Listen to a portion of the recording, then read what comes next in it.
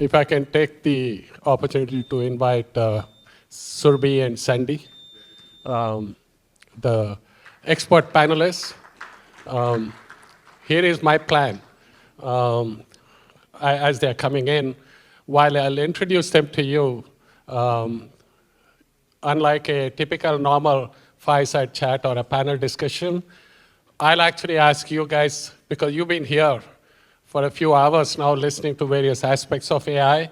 So what is it about AI and the enterprise or AI and the end customer, please, that you would want to know?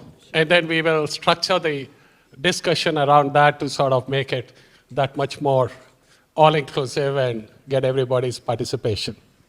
But before that, let me just take a moment to introduce the panelists. To my right here is Surbhi Kaul.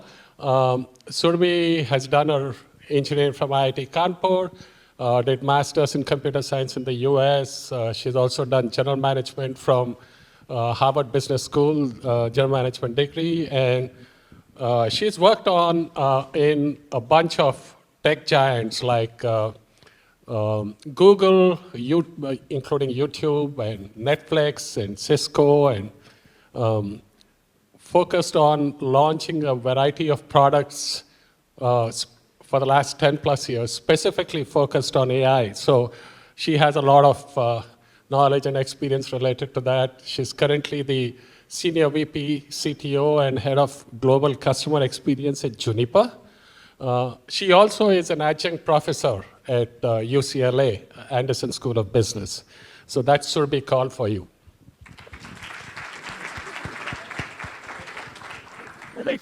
And to her right is... Venkat, I'm sorry to interrupt. Could you move the chairs up forward?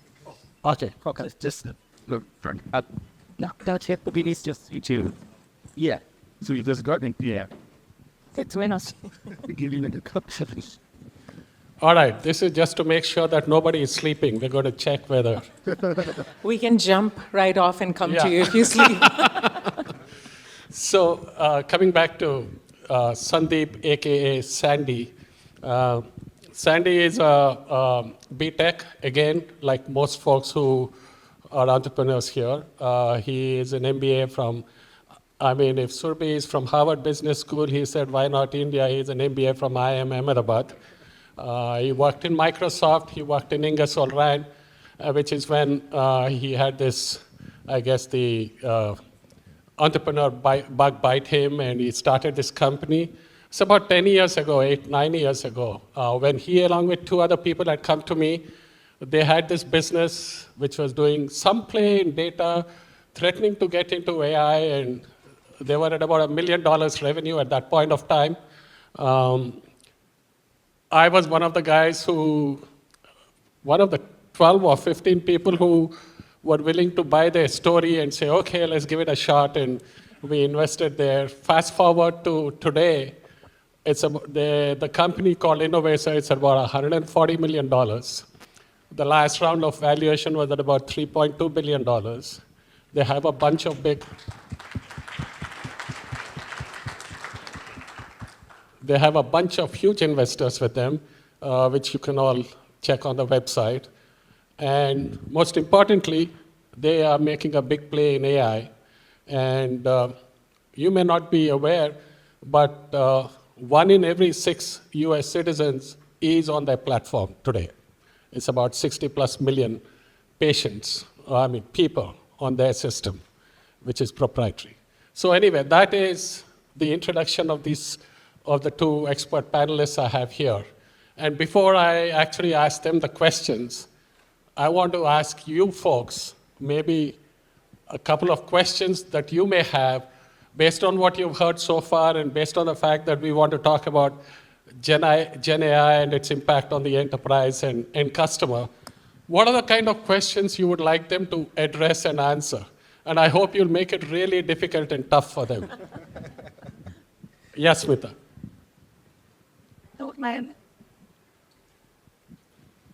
Thanks, Venkat. So after hearing everybody, the couple of things that come to my mind are, where are the the most impact of generative AI, which fields and industries do you see that in the next 5 years? And the second part to it is, how do you differentiate between, like, because it levels the playing field for people who know little and people who know a lot, how do you differentiate between the experts and the non-experts? Great. We can take that question after we also hear one more, so that way we can, yes. The idea is to ensure everyone is awake in the room and we get participation, but please.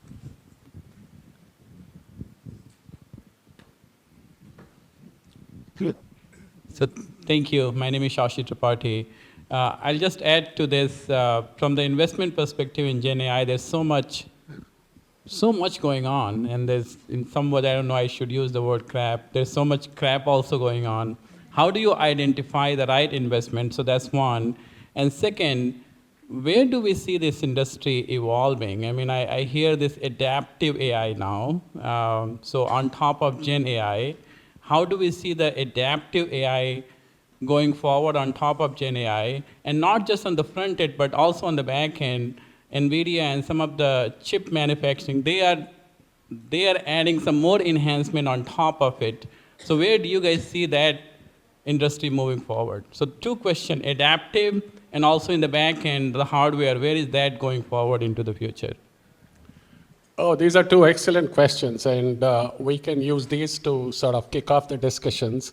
I agree with you. Actually, one of my problems when, in the recent past at least, when various companies used to come to me is trying to figure out, is that just a macro Excel that got built over there that is passing off as AI, or is there real AI there? What is that? You know, I mean, what real stuff goes on? So maybe we can start off with these questions that without me really repeating, and maybe Sandy, you can talk about, you know, from Innovaccer's point of view, how exactly did you do that? Sure. How did you even identify the gap as he's talking about of what's the real gap there, and Sure. what did you do in terms of the end result for the enterprise? Yeah. So from a generative AI perspective, again, as a company, Innovaccer is working with providers and payers, and what we do for them is, like, we are a data platform, so we sit on top of their systems, EHRs that they have, clinical claims, social determinants of health. We bring all this data together into a patient 360 and then do downstream analytics and workflows associated with it, right? So that's the core of what we do. And again, we are present today, like Venkat talked about, in number of systems that are there. Again, in some way or form, I think that AI has been inbuilt into the product all throughout. So if you think about things like machine learning, natural language processing to deal with the unstructured data, all that was a part of it. But even when the AI, the latest kind of thing, the generative AI got launched, I think as a company, we just launched onto it. And when I say launched, we looked at it more as an existential threat question. Because from our perspective, the way that we experienced it was that this is not just a hype cycle. This is something that is going to become a status quo. This is going to be something that will become a hygiene factor. So as an organization, if you don't adopt it, then you will be left behind and you will get kind of relegated in the overall scheme of things. So that's how we thought about it, and we started thinking that, you know what are the different use cases where we can deploy generative AI kind of use cases. I still remember that sitting early this year in January, we built up this map in terms of X and a Y axis, where X axis was that what is easy, so what is tough and easy from generative AI perspective, and then from a healthcare perspective where we work, what is easy or tough for them. So we went after the easy generative AI use cases and the easy kind of healthcare use cases, because we thought those are the easiest for our customers to start using. We actually even went ahead and launched our entire suite of products. We call it Sara. Sara is like the Gen Z version of Saraswati. So the idea was that, hey, you know what, we are going to go back to our customers and provide that wisdom and all those kind of things. But again, like the way that at Innovaccer, at least we thought about it, is that this is not just one of those cycles, hype cycles that gets built up. If you do not adapt to it, it will kind of relegate you in the overall scheme of things. So, and I can go in much depth talking about the use cases and stuff, but yeah, Surbhi, over to you. I'm assuming BJP did not have a role in naming it Saraswati instead of Sarah. So one thing that we have realized is that, especially in the healthcare world, when you bring these kind of uniqueness factor in front of the customers, your customers love it. Like when you tell them the story that, hey, why did you name them Sarah from Saraswati? Our customers and prospects absolutely love it. Becomes a huge icebreaker. So yeah, working great for us. That's wonderful. I like that story. And anything you want to add to that, Surbhi, and actually also to add to what you may have as a comment on that. He talked about it from his organization point of view. Could you shed some light on how would you look at it from the end customer point of view? Yeah. How exactly would it impact? Yeah, so to answer that question and tie into the question that Smita asked is, like, where do you see the most impact? And I would say that every industry, every vertical, and every use case, there is ability to create impact using generative AI. And I'll just make one comment about generative AI for those of you. I'm assuming everybody is aware, so don't take it badly, but I just want to say generative AI gives that one additional capability of taking your AI and machine learning capabilities and being able to generate the answers rather than repeating something pre-canned, which used to be how the previous chatbots and previous conversational platforms used to work. So that's a huge, huge impact, and I'll talk a little more about that. But what I'm trying to say is that every place that you have, any vertical will have an impact from generative AI. But what Sandy was sharing with you, that you have to look at the low-hanging fruit. You cannot boil the ocean. You have to look at where your organization and your enterprise can get the maximum ROI. And that's how you should be looking at the use cases.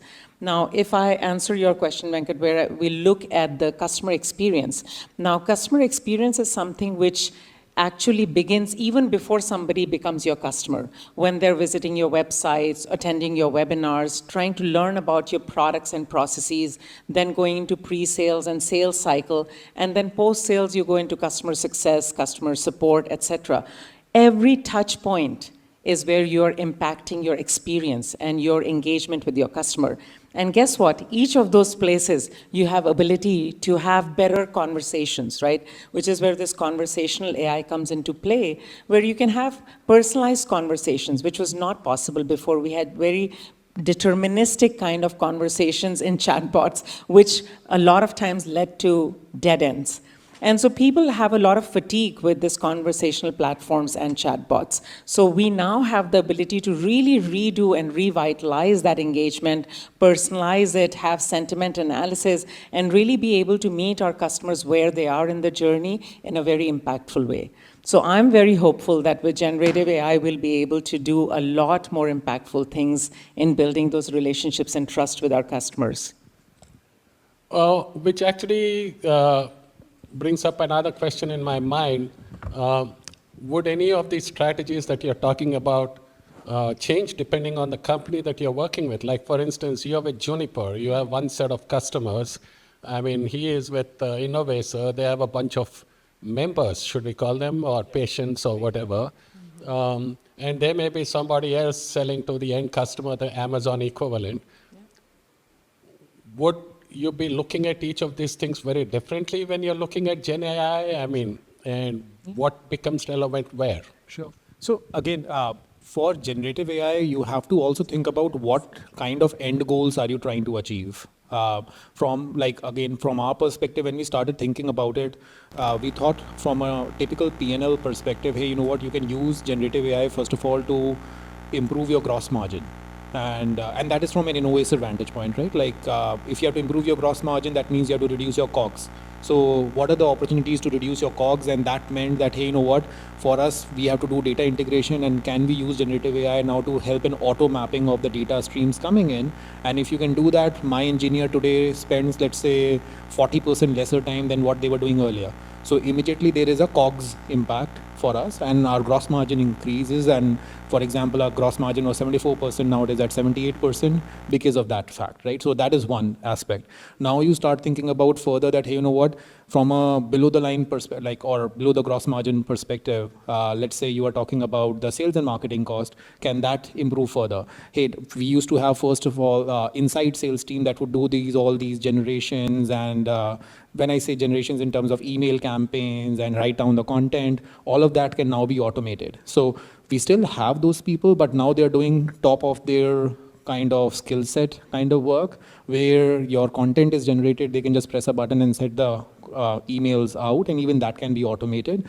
They are just being much more smarter in kind of responses to give to the prospects to bring them to a meeting. So your sales and marketing, you are making more with the same amount of dollars that are spending. Similarly, R&D, we heard about a lot of experience and like examples earlier that how engineers are able to code better, faster, with more efficiency, with faster bug catches that they're able to do. So there is an impact over there. So if you go through your P&L, just internally, you have that impact. And I have still not talked about the revenue, by the way. From a revenue perspective, like again, since we are in healthcare, so we thought about that, hey, you know what, the biggest impact that we can create, and we are in SoCal, right? So the country witnessed one of the biggest strikes in Kaiser Permanente earlier this year. The biggest challenge that the customers were facing at that point in time was that doctors were spending or are spending 10 to 12 hours on a daily basis. And there is this formal term that they coin as pajama time, that even when they're going at the home, they're still coding in the system because of all the patients that they saw during the day. Huge opportunity for you to scribe it in an automated way via an ambient tech kind of a setup, right? So the point of that example is that if you look across yourself as a business, even from an internal operation perspective, irrespective of the type of business you are, you can create a huge impact. And obviously from a top line perspective, the revenue, depending on what things you can sell and to whom you can sell, there is obviously an impact. But one thing, irrespective of anything, that is sure is that this tech has a huge generational impact, a paradigm shift in how you operate. You either fall in line and you run with it, or you will just get left behind. Yeah, and if I can add to that, all very valid points that Sandy is making in the healthcare space and specific, ways to save costs as well as build value. And to answer your question, that this is actually applicable across all industry, right? Whether AWS is doing it or whether Juniper is doing it. The only thing is that the training of the data would be different based on the vocabulary that is relevant for your industry and your use case. But the ability to save costs is the same. That if you use generative AI, you can really build efficiency. And I think the other question that Smita had asked, and Smita, I remember your question, sorry, we'll come back to your questions too. The other question she had asked was like, how are you up-leveling the skills, or like how you differentiate? So a lot of the commonly and repeatable tasks can be automated through GenAI, but you still need the human in the loop, which is where you're adding the value. So you're trying to upskill your teams to take, or even your engineering teams, to take the common components that can be built easily through GenAI, even the coding bits, and then you build on top of that. You are doing the high-value work. That's where you're trying to save costs. So you're making each one of your engineers more efficient, and you're saving costs. The other side you look at is, outside of this operational aspect, is can you bring more value in your products to be able to give your customers more value from your products? And that's where you're impacting the revenue. So you are trying to bring your costs down, and you're trying to bring enough value in your products that you're able to sell at a higher price point, because now you are in the value game rather than just a pricing competition. So every industry can think of it like that. Or even retain the same price. Yeah, exactly. And is there any difference between B2B versus B2C as how you would look at it? Any comments on that? Yeah, if I can just add to that, because I have been in both the places. I spent almost a decade in Google and YouTube, like you shared. I think in B2C, in the consumer-facing solutions and applications, always had this in mind that you have to think of your end user getting really easy adoption and onboarding and everything. And now with AI capabilities and insights, I find B2B is also moving in that area, which is why customer experience has become so relevant in B2B. If I look at 10 years ago, that was not the case. But now you will see CX organizations being stood up in most of the B2B companies, especially because you want to bring these capabilities of having better engagements with your customers, easier onboarding, easier way to get value through AI and ML capabilities. So yes, absolutely. We are trying to merge those two ways of thinking into the same. Yeah, no, just to add, I think this is one of those things that probably the adoption in both the B2B side and the B2C side goes at the same kind of speed. B2C typically is always a little bit faster because easier decision making. And for example, each one of us is in the room is a consumer of generative AI in one or the other form because we are using our email, and that is now heavily like influenced by the way the generative AI is making suggestive actions for you as to what to write, what not to write. So easier adoption, I think, happens in the B2C space, but B2B, and coming from a healthcare kind of an industry, healthcare is the most conservative industry you can think about on this planet, right? The tech typically is 10 years behind than what every other industry is. But even in healthcare, the kind of interest that the buyers and the users are having about generative AI is just like mind-boggling. Like obviously there is concerns and fear and what can happen and all those kind of stuff. But the fact that folks want to try it out and use it and see whether it works for them or not is very, very inspiring. Yeah, great, thanks. Actually, coming back to the question he had as looking at it as an investor, I mean, one thing that struck me, and I thought I should ask you both this question.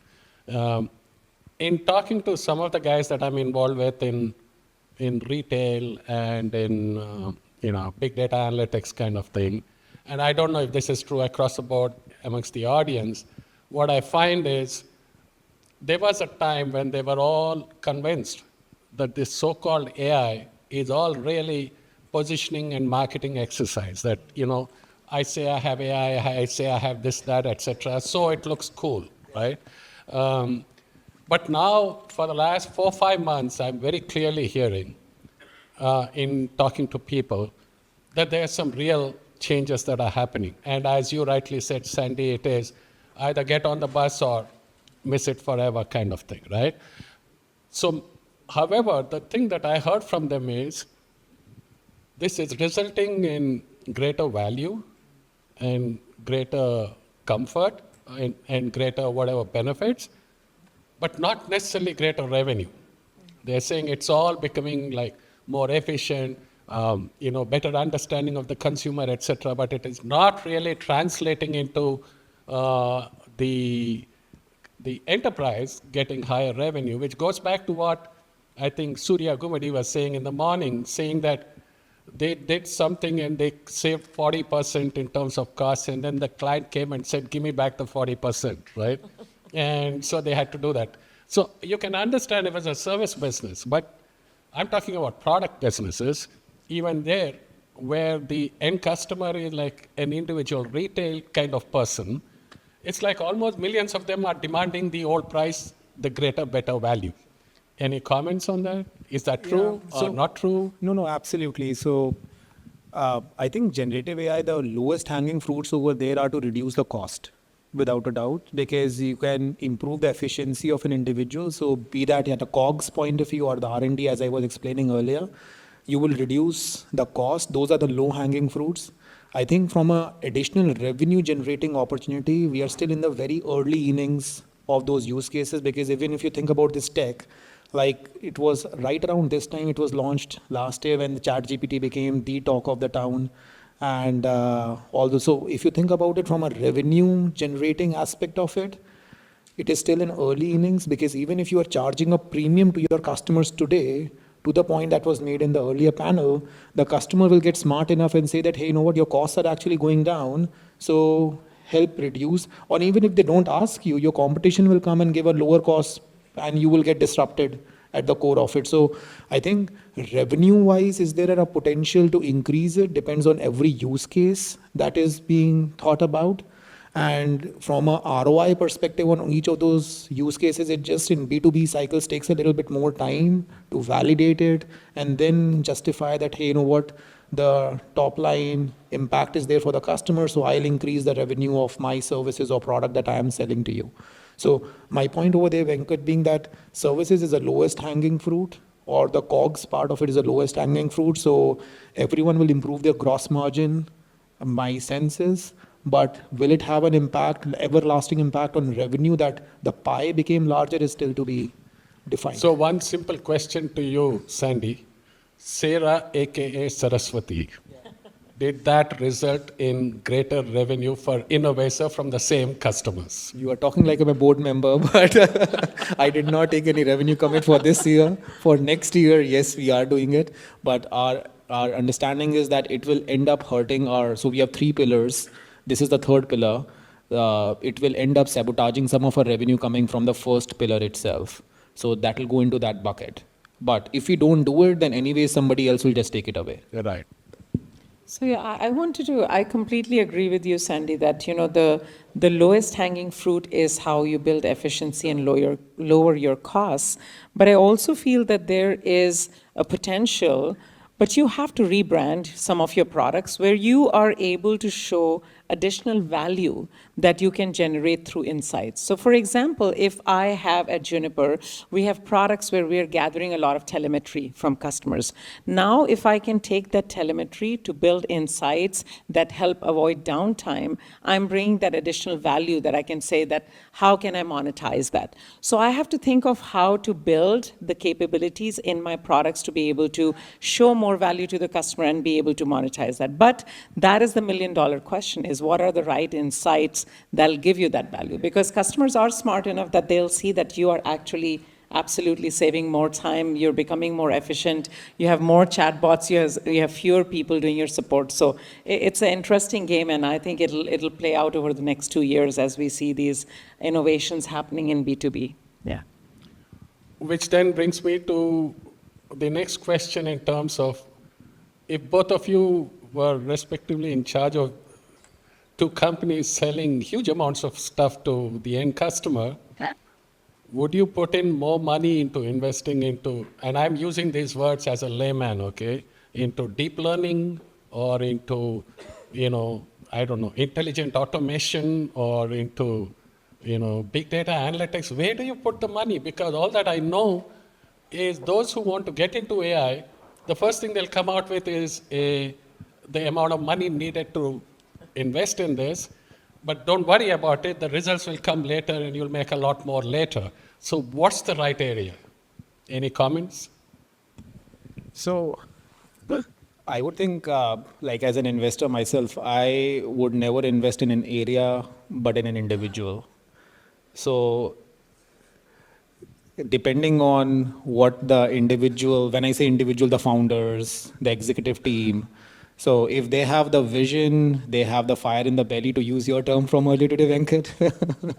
If they have those, it doesn't really matter, because they will do the pivots. They will figure out that it is like in 2010, it was on-prem versus on cloud. Then it ended up being that, hey, machine learning is the next thing, and then the NLP, and then the AI, now the GenAI. Now there will be adaptive AI. There will be something that will keep coming in. But again, invest in the individual if you feel that they're doing the right thing. They will figure it out on their own. I know it's not a direct answer to your question, but that's the best I can think of. I think Venkat is looking for some suggestions on where he should invest next. And we are not going to help you out. So my point of view is, and I say this to my class that I teach as well, is that it's always, how should I say, it's very attractive to go and start building technology. But I always say, take a step back and look at what are you trying to solve first. You have to know that there's a need in the market for what you build. Whether you go into deep learning, you try and invest in data analytics, what are you trying to solve? That problem, and the market for that problem is important to understand first. And then you can determine where should you invest to be able to solve that big problem, hopefully, not go after something small and not impactful. I had another question, as an entrepreneur, when you are building your, AI systems and everything, there are 2 things that would worry me that I would want to find out. One is, like for instance, I know this is very basic, this is not even AI probably, but in Google, if I make the mistake of checking for a kitchen sink, for the next 20 days, I'm bombarded with various kitchen sink options available, right? I mean, now that may have been at one point of time referred to as AI, maybe not now anymore. And the thing is, in a way, it's like confirmation bias. Even if I didn't want to see a kitchen sink or I wanted to see what was wrong with it, they assume that I want to buy a kitchen sink, right? So how do you build that kind of technology where the confirmation bias part of it is removed, A, and B, related to that, I mean, AI can go wrong in many ways, right? As they say in the case of the OpenAI, for instance, saying, oh, if it falls in the wrong hands, it can be terrible. As an entrepreneur, how do I develop sort of responsible AI? You know, something which is ethically right. And is there a methodology, or is it left to the founders again and the fire in their bellies?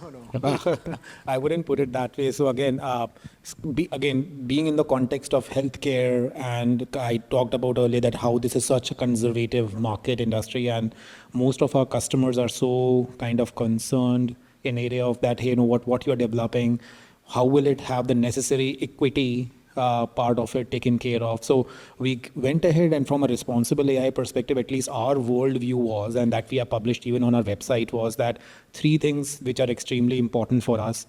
The first thing was that always design whatever system that is there with a provider or the patient use case in mind.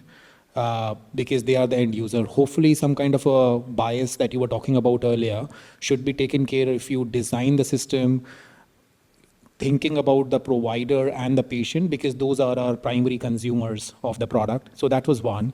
The second one was that, again, take huge care of the data privacy issue. You're talking about healthcare data, which is, again, confidentiality, privacy, HIPAA is paramount. So that is there.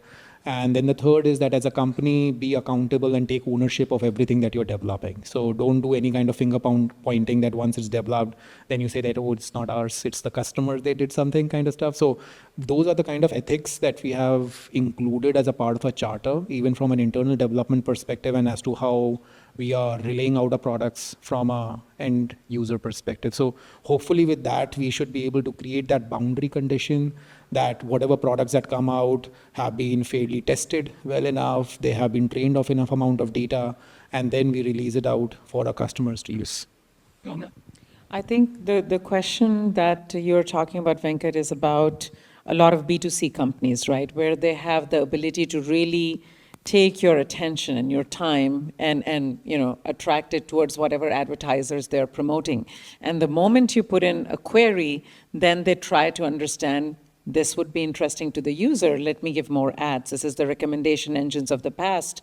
And now with generative AI, or even as we have more and more data about our consumer, it becomes that bias and that knowledge of you as a person, like your demographic information, your family information, all of that can be used to really be very prescriptive in what we show you. So whether it's the Googles or the YouTubes and the Metas of the world, they have a responsibility to ensure that user data is not being utilized in a way. And then there is, I don't know if any of you have heard the movie Social Dilemma that was created about these companies like YouTube, and I have been there, so I should be careful in what I say. But it's true that if you look at what are these companies selling, they're actually selling your time, your attention. So it is in their best interest to figure out what would catch your attention and serve you those ads.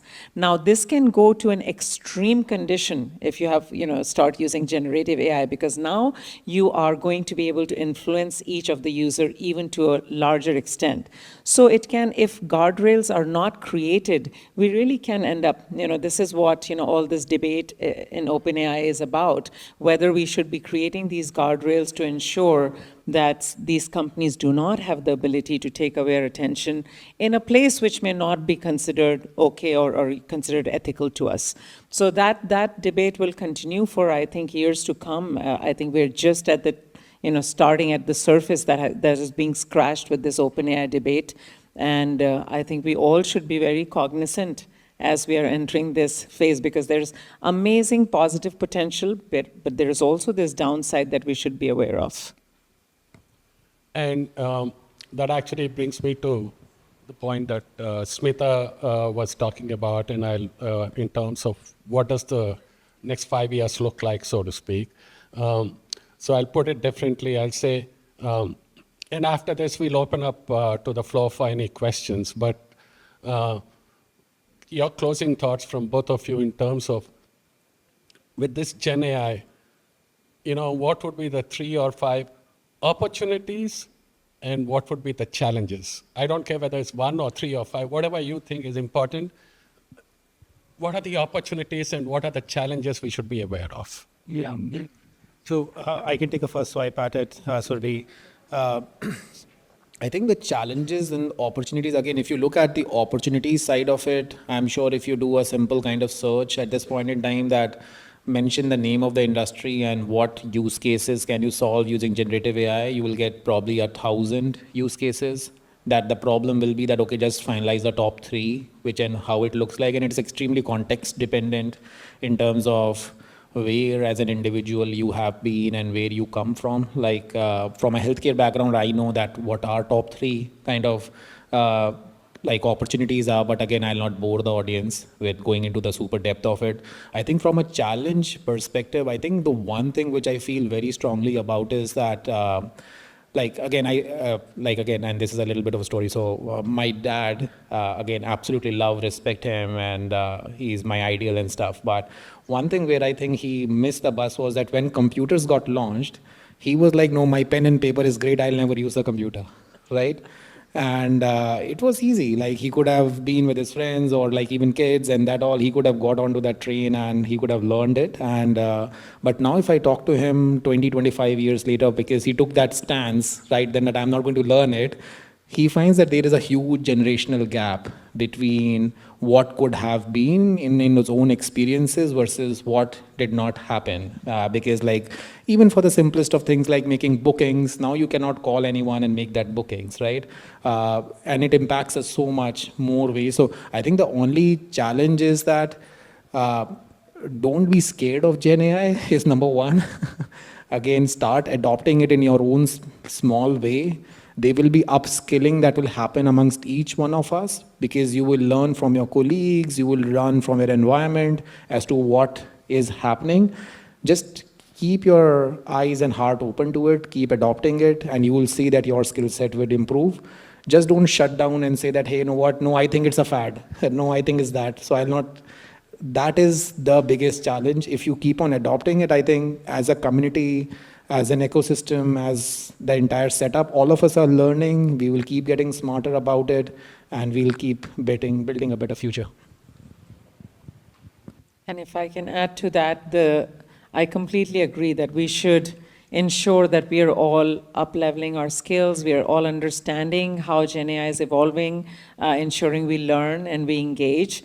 The places where I see a lot of potential, and these are not industries that I am involved in, is 2 areas. I think education, where I have been very disappointed with I'm a mother as well, disappointed with the education system where one size fits all.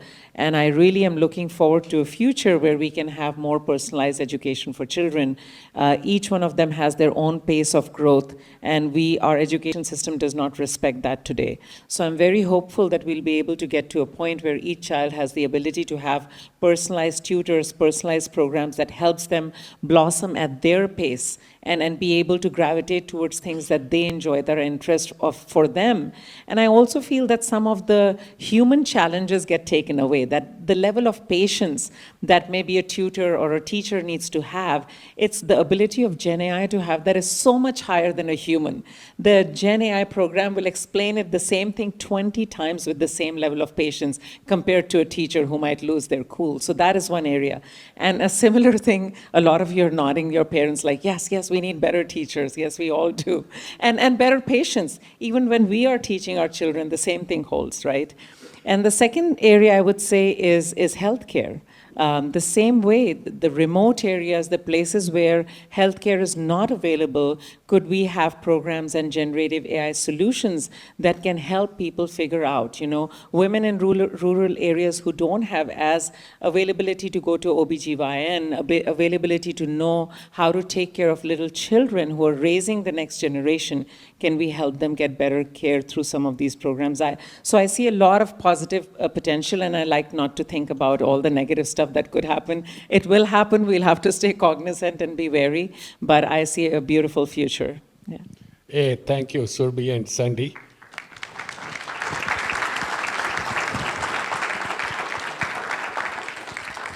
That was absolutely wonderful as a AI 101 in terms of GenAI 101 on how it impacts the enterprise and the end customer.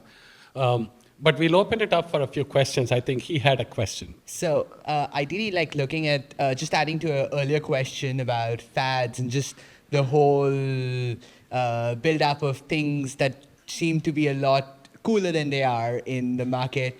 Like how in the dot-com era, the Netflix and the Amazons that made it through when there was a company, .com for everything. Where do you see those businesses that are gonna make it past the fog? Yeah, make it past. So make it past the fog, like Past the .com, past no, the no, I AI. get it. Yeah. Yeah. So I was going to say one thing, that there is a lot of hype. Everybody wants to get on the GenAI bandwagon. And so some of the stuff I'm seeing is that even when it's not GenAI, people just want to sprinkle the GenAI fairy dust. And I think over time that fog will clear. And it will also become important to understand that not every use case and not every solution has to be GenAI. Without GenAI also we can build amazing, useful products. And that will happen only after the hype kind of dies down. Everything, there was .com hype, like you said, there was everybody wanted to do things in cloud.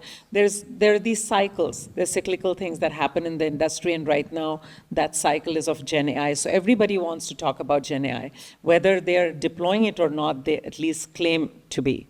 So yeah, I agree with you, and it'll dissipate with time and with some awareness. So some of these things, or single use case solutions may not survive, right? As bigger OpenAI solves a lot of these smaller use cases. Yeah. Where do we think Netflix is?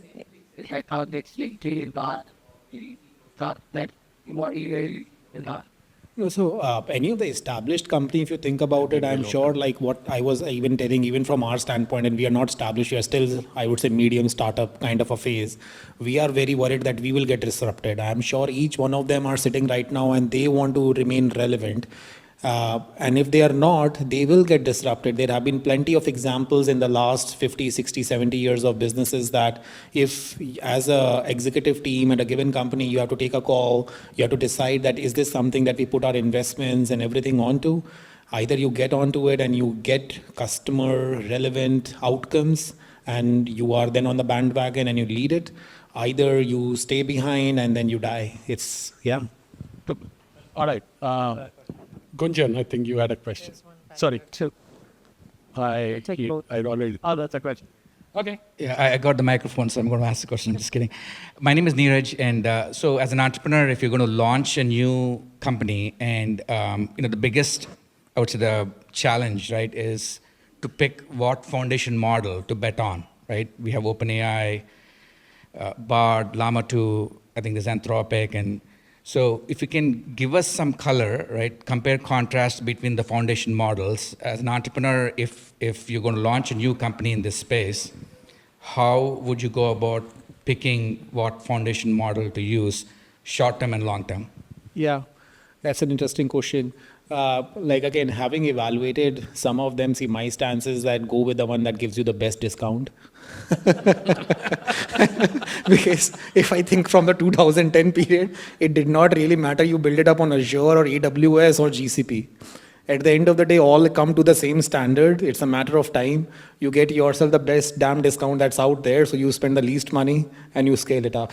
Spoken like an entrepreneur.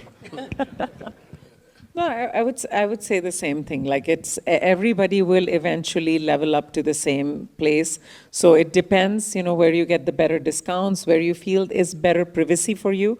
I think that's very important. I would keep that into mind because you want to build that trust for your customers. So always take that into account because you will be answering those questions for your customers. And I know there are more questions, so I know Gunjan and I wanted to ask one question, but after that, we'll be available here, but I don't want to delay the next panel out here. So that will be the last question on the right now. Gunjan Bagla, I am a management consultant, and most of you know that management consultants don't actually do anything. So my dream revolves around the next version of AI. Right now, these LLMs are taking public information, putting it in their brains and spitting it out, okay? Now, I'm going to date myself, but many, many years ago, before most of you were born, there was still AI around and they called it expert systems, where you take the knowledge of a domain expert and dump it into the computer. And I'm wondering, is this dreamy future possible where I dump my private information into a private system, and then my clients contact that system and we get data from other places, and I can sit on the beach and don't have to do any work. How far away is that? I think, Venkat, you'd enjoy that kind of situation as well as a venture capitalist, right? I know there is... You should answer probably. Yeah, go ahead. No, I was just going to say there is actually research being done where you can, assess based on the brain patterns, what is the thinking. So it's working backwards. So to look at a picture, what does it generate in your, what parts of your brain get lit up? Can we program it backwards to see if, based on your brain waves, can I predict what you're looking at? So I see a future where that will be possible, which has a lot of negative implications too. And I worry about that. In the wrong hands, this is terrible technology. But there is a lot of research happening in that space where your thoughts can be interpreted and read and understood, which means anything that you thought was safe in your brain. So you are imagining a future where you're sipping a Mai Tai on a beach, but there's a lot of negative consequences of having that kind of technology available. From my side, I can only say that if I looked at the last 6-7 years and how things have moved, and if I had to think ahead and say, is this what I would be looking at?